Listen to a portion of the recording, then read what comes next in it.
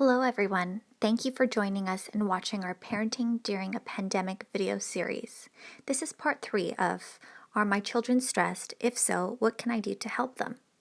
In this video, we will continue to provide parents with some strategies that they can use to navigate hard conversations with children and give their children space to explore their feelings while dealing with COVID-19.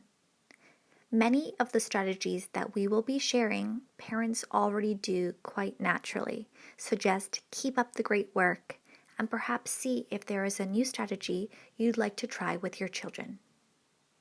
Uncertain times might come with hard questions from our children. Let their questions guide how much information you should provide to them. How do you respond to your child in a supportive manner? Be honest and stick to the facts and balance the information with reassurances and positivity. Even if there is no easy explanation, it is best to answer honestly.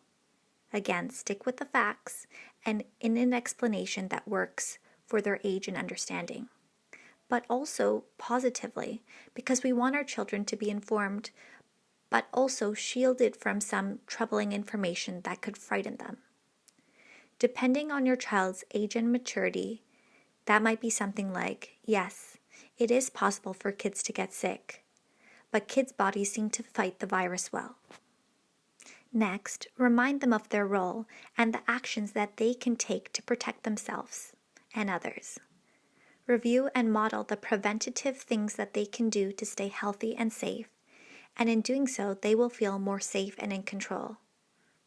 Everybody needs to play their part to fight the virus. Reassure children that the adults around them are doing everything that they can to keep their family safe, and that they have a plan to deal with the virus, although it will take time. Remind them that we are all trusting in experts like doctors, scientists, and politicians to help us figure this out. We must trust in these professionals, but also trust in the adults that want the best for them, like their teachers and their parents. Outline steps that you are taking to keep them and your family safe during this pandemic. Remind them that all the changes and cancellations are done for health and safety purposes. The takeaway message is to reassure your children that they will get through this. There have been hard times in the past, but life eventually got back to some sort of normal. This too shall pass. You as a parent can respond to your children in a supportive way by giving your children space to explore and express themselves. Help children find positive ways to express their feelings. Yes, even the hard ones like fear and sadness. Crying might be part of the process too. Every child has their own way of expressing themselves. Talking it out is a great way of expressing one's feelings. But sometimes engaging in creative activities such as drawing or painting can also facilitate this process. Younger children also might act out certain situations while playing with their dolls or toys. This is your children's way of making sense of what they are experiencing. Keeping a quarantine journal where children can write or draw their thoughts and experiences helps keep children occupied and also gives them a place to process and document their feelings over time. You can also support them by being available to listen to them and acknowledge their feelings. Often, we as parents or caregivers don't want our children to feel those hard emotions like sadness, disappointment, or anger. It's also important children release these feelings. If a child says, "I'm scared that we might all get sick," we might be quick to jump in and say, "Don't be scared," or "You'll be fine."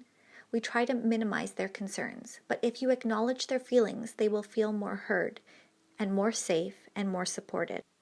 Empathize with your children.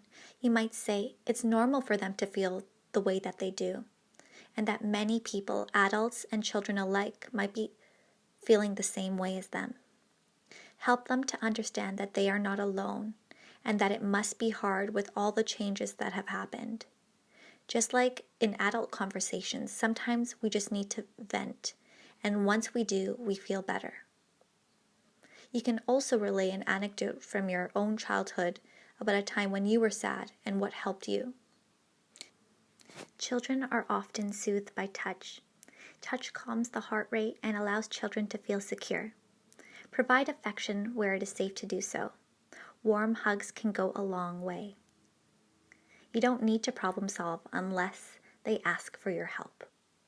Praise your children. Children should be praised when they engage in measures that support infection control.